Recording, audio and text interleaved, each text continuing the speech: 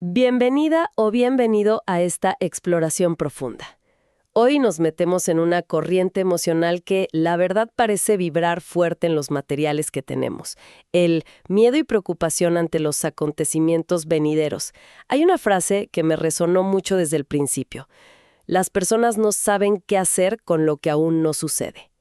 Y esta incertidumbre, parece que no solo inquieta, sino que puede llegar a congelar, ¿no? Totalmente. Puede paralizar. Los documentos que vamos a usar hoy vienen sobre todo de reportes internos y diagnósticos del Proyecto ALMA. Entendemos que es un esfuerzo por mapear estos patrones emocionales colectivos y, los bloqueos que traen. Y también vamos a tocar ideas del método CERLAT, que estos mismos materiales presentan como una vía para reconectar internamente justo para navegar esto. Una herramienta, sí. Nuestra misión hoy entonces es desentrañar estas frecuencias de miedo, de preocupación, pero también ver cómo se ramifican. Hablamos de dependencia, falta de propósito, esa búsqueda de validación.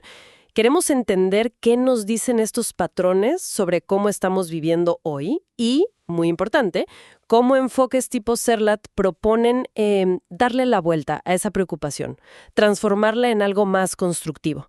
La idea clave parece ser esa, ¿no? Dejar de proyectar miedo y conectar con algo interno más seguro. Justamente. Reenfocar la energía. Ok, pues vamos a desglosar esto. El punto de partida es claro. Esa frecuencia central de miedo y preocupación ante los acontecimientos venideros. Los reportes de ALMA describen una tendencia como generalizada, ¿no? A quedarse esperando señales de afuera. Sí, exacto. A sentir un temor ahí medio difuso, pero sin moverse, buscando certezas donde, quizás ya no están tan fáciles de encontrar. Es como si estuviéramos todos en una sala de espera. Existencial. Es una imagen muy buena esa.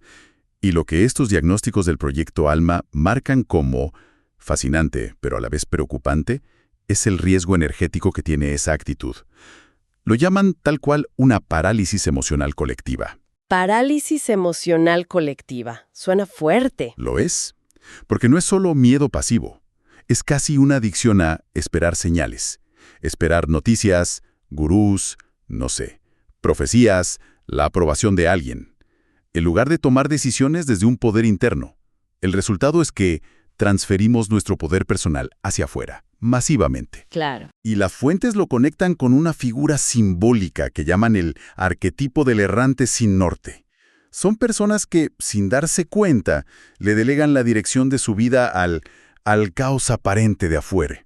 Se olvidan de algo que los textos recalcan mucho. El futuro no se predice, se construye. Y esa construcción es imposible si uno está paralizado, esperando la señal. Precisamente, ahí está la trampa. El diagnóstico que ofrecen es profundo. Hablan de un instinto dormido, de una voluntad que se atrofia por no usarla, por la espera constante. La vida, en vez de ser algo en lo que participamos, se vuelve algo que miramos desde la barrera, como espectadores. Espectadores de nuestra propia vida. Uf. Sí, una forma sutil, pero muy poderosa, de rendirse antes de siquiera empezar. Esa imagen del espectador me hace clic con otra frecuencia que identifican, el ocio sin propósito como vulnerabilidad sistémica. La idea que plantean es potente. Dicen que una persona que no está, activamente enfocada en crecer, en algo con sentido, se convierte, según ellos, en territorio libre para el sistema, como si el vacío interno fuera un imán para cualquier estímulo de afuera que prometa llenarlo, aunque sea por un ratito. Y ahí es donde el sistema, como lo describen estas fuentes, juega un papel clave. Es muy bueno ofreciendo esos estímulos inmediatos. Hablamos de vicios, compras compulsivas, el bombardeo de distracciones digitales o noticias que no buscan informar, sino enganchar. Mantenernos ahí. Generar reacciones. Exacto. Dopamina rápida. Hay una cita en los documentos que es lapidaria. Una mente sin propósito es esclava del sistema sin saberlo. No hacen falta cadenas y te pueden mantener entretenido con lo trivial. ¡Wow!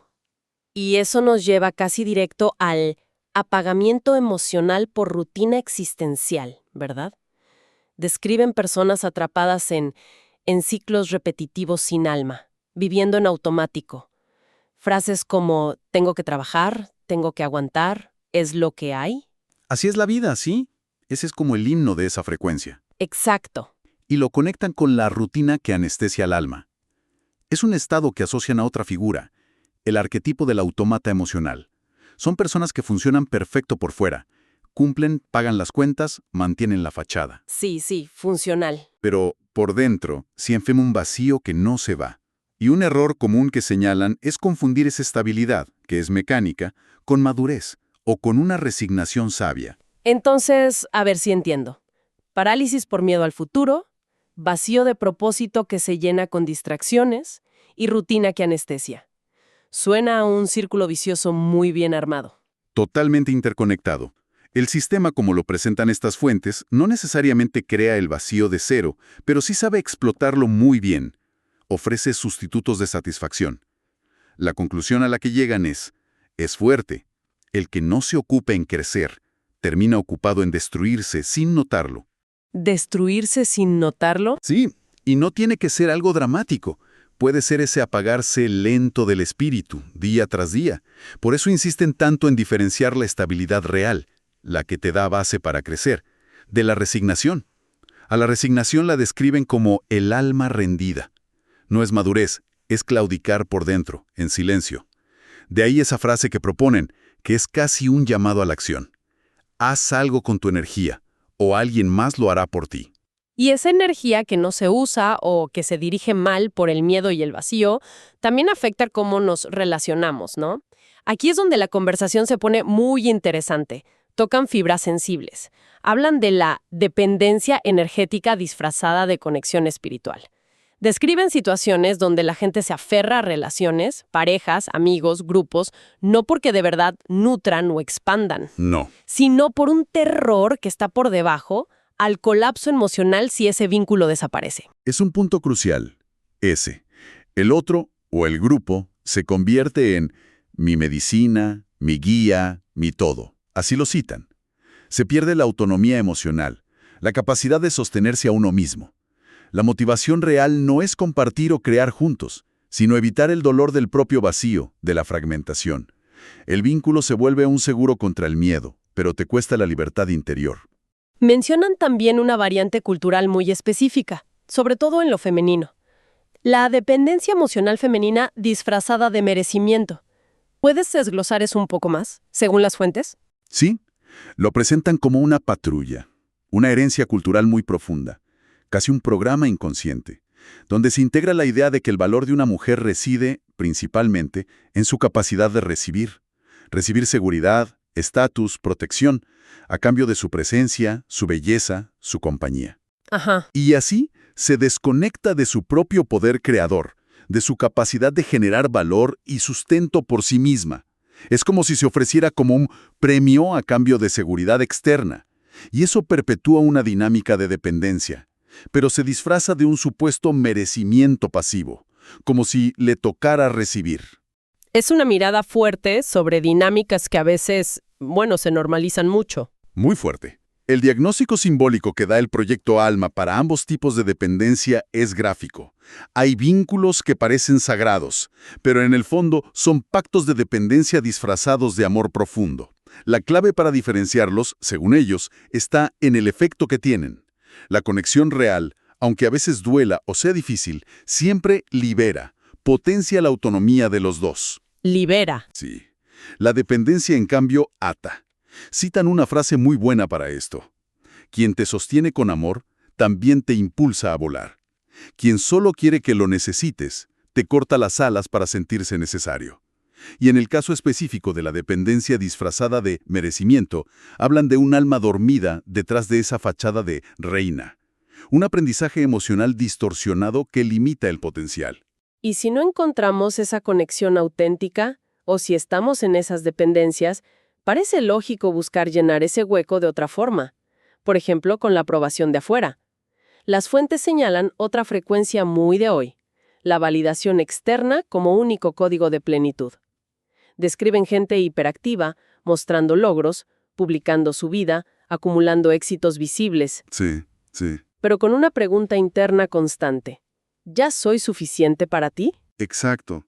Y lo dramático, según los reportes, es lo frágil que te vuelve eso.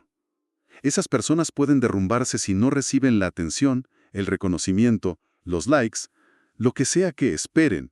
La validación externa deja de ser un extra agradable y se convierte en el pilar que sostiene su sentido del yo. ¡Qué peligroso! Muchísimo. Y esto conecta con lo que llaman el terror a no ser suficiente, una ansiedad profunda que está ahí, bajo la superficie, que se manifiesta en la pregunta, ¿quién soy realmente cuando nadie me está viendo? Cuando no hay aplausos. Y claro, el sistema cultural refuerza esto todo el tiempo. Si no tienes éxito, cosas, reconocimiento, no eres. ¿Y qué figura simbólica usan para esto? Mencionaron arquetipos antes. Para este patrón usan el arquetipo del escenario hueco. Mucho brillo, luces, actuación hacia afuera, pero una oscuridad o un vacío profundo en el camerino interior. La identidad se construye peligrosamente sobre la mirada de los demás. La plenitud queda atada a métricas externas que cambian todo el tiempo. Se confunden, dicen las fuentes, ser amado con ser aprobado. Y son cosas muy distintas. Claro. Y proponen formas de salir de esa trampa, de ese escenario hueco. Sí, las propuestas de intervención que esbozan van por reconectar con la fuente interna de valor. Sugieren anclar los logros y las acciones en un sentido de propósito personal, no en buscar el reconocimiento. Hablan de reforzar la autovalidación, pequeños rituales, reconocimientos internos diarios, y hacen mucho hincapié en practicar acciones invisibles, esas que haces solo por convicción interna, sin esperar ningún aplauso. Acciones invisibles. Me gusta eso. Sí, porque te anclan en tu propio centro. Recuerdan una frase que lo resume bien. Una sola alma despierta vale más que 1000 fortunas dormidas. El valor real no está en la exhibición, sino en la conexión interna. Todo este esfuerzo por mantener fachadas, evitar el vacío, buscar validación, suena agotador. Y parece que una consecuencia natural es, desconectarse de uno mismo para poder aguantarlo. Los materiales hablan de varias formas de desconexión. Una que me llamó la atención es la desconexión emocional por exceso de autosupervisión. ¿Cómo la describen? La describen como una trampa muy de la mente moderna. Personas que se han vuelto tan expertas en observarse, juzgarse y corregirse a sí mismas en tiempo real.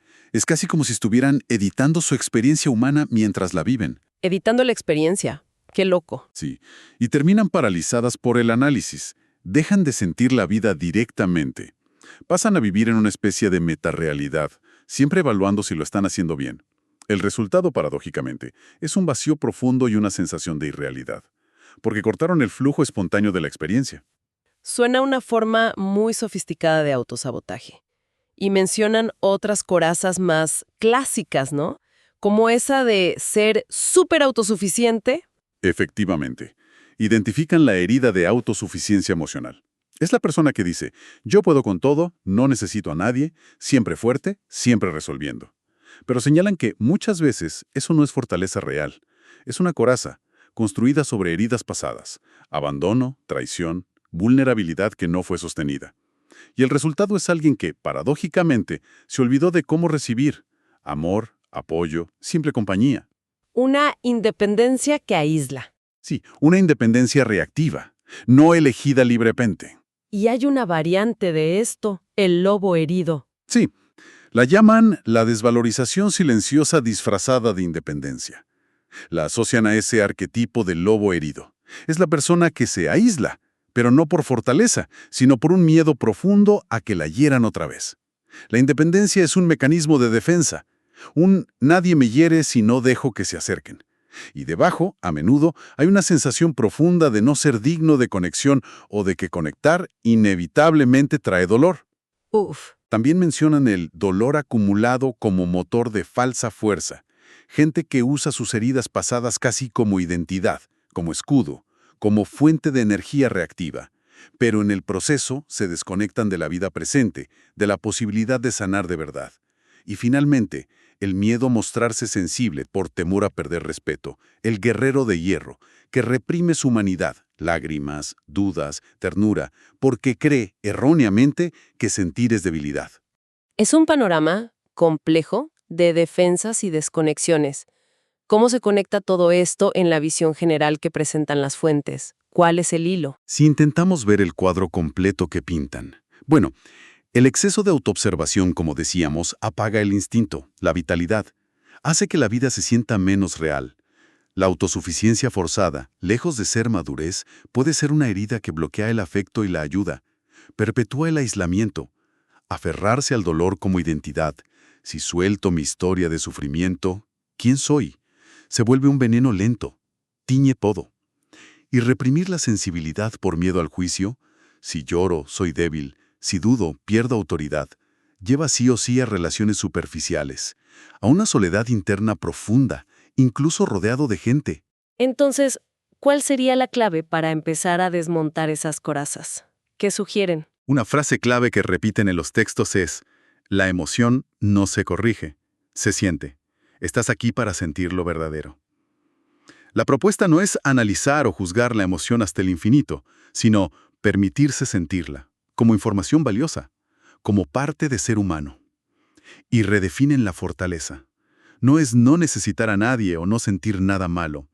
Es la capacidad de permitirse sentir todo el espectro emocional, de pedir y recibir ayuda sin sentirse menos, y de seguir avanzando a través de las dificultades, no evitándolas o negándolas. La verdadera fortaleza se permite ser vulnerable, sin perder el centro. Exactamente eso. Bueno, frente a todo este entramado de miedo, parálisis, vacío, dependencias, desconexiones, aquí es donde entra el método Sarlat que mencionamos al principio. Las fuentes lo presentan como un enfoque específico para lo que llaman la reconexión simbiótica de origen. ¿Qué nos puedes contar de su planteamiento base? Su mantra central que citan en los materiales es muy directo y dice mucho del enfoque. No vinimos a explicar la realidad, vinimos a reescribirla desde adentro. Esto ya nos indica que no es un método solo para entender con la cabeza, es transformacional. Claro, busca cambiar la experiencia. Exacto, desde la raíz interna. Y lo estructuran, según describen, en 4 etapas claras progresivas: desprogramación, activación, reintegración y proyección dimensional. Suena muy estructurado. ¿Y cómo se relacionan esas etapas con las frecuencias que estuvimos viendo? Parece una respuesta directa a todo eso. Totalmente. Parece diseñado como un camino para abordar justo estas problemáticas de raíz. La desprogramación buscaría identificar y desmontar esos programas inconscientes que hablamos. El miedo al futuro que paraliza, los patrones de dependencia, la necesidad de validación externa, las creencias limitantes. Sería como limpiar el terreno. Sacar la maleza, algo así. Luego la activación se enfocaría en despertar esos núcleos internos que están dormidos o débiles. El propósito vital, los dones, la autenticidad, la conexión con el instinto. Esto iría directo contra el vacío existencial y la rutina que anestesia. Tiene sentido. ¿Y las otras 2 etapas? Reintegración y proyección. La reintegración trabajaría en sanar y unificar las partes fragmentadas del ser. Abordaría heridas como la autosuficiencia reactiva, el lobo herido, el dolor acumulado que usamos de escudo, la disociación emocional. Sería como recoger los pedazos y volver a sentirse completo, entero. Integrar, sí. Y finalmente, la proyección dimensional sería la etapa donde esa esencia, ya más integrada, más auténtica, más conectada, se expresa en el mundo, de forma coherente, alineada. Es decir, cómo llevar esa transformación interna a la acción concreta, a las relaciones, al trabajo, a la vida diaria. Pasar de la parálisis por miedo a la acción creadora desde la reconexión interna. Justo darle la vuelta a esa energía de preocupación. Mencionan también los 7 arquetipos Sarlat. ¿Son como herramientas dentro de este proceso? Así parece.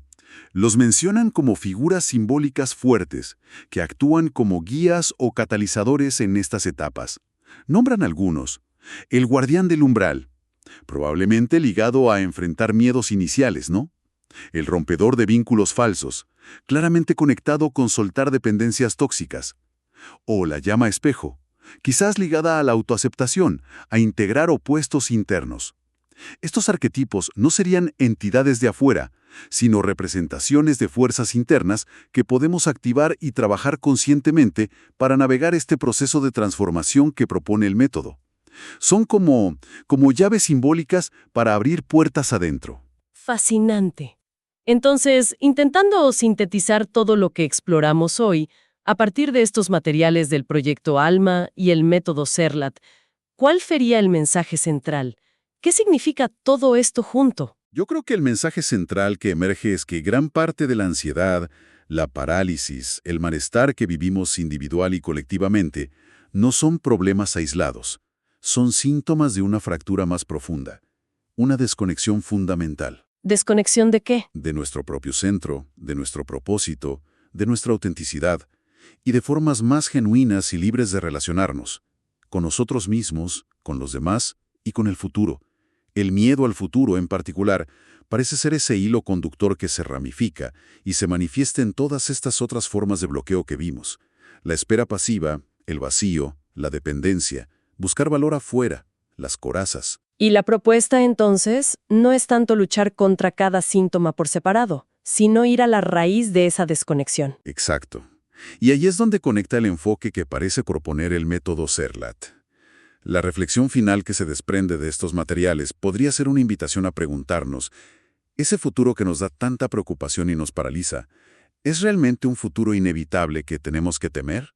¿O es, en gran medida, una proyección de nuestros propios miedos internos, de programas que heredamos, de expectativas externas que no cuestionamos? Las fuentes sugieren que la verdadera forma de influir en el futuro no es intentar predecirlo o controlarlo desde afuera. Eso genera más ansiedad, sino empezar un trabajo de reconexión y reescritura interna. Lo que nos deja con una pregunta. Ahí. Resonando. Sí, una pregunta poderosa que queda flotando, sobre todo con ese mantra de CERLAT. Una vez que empezamos a desprogramar esos miedos y a reconectar con nuestra esencia, ¿qué realidad elegimos conscientemente construir desde dentro? Porque, según esta perspectiva, ahí está el verdadero poder de darle forma a lo que viene.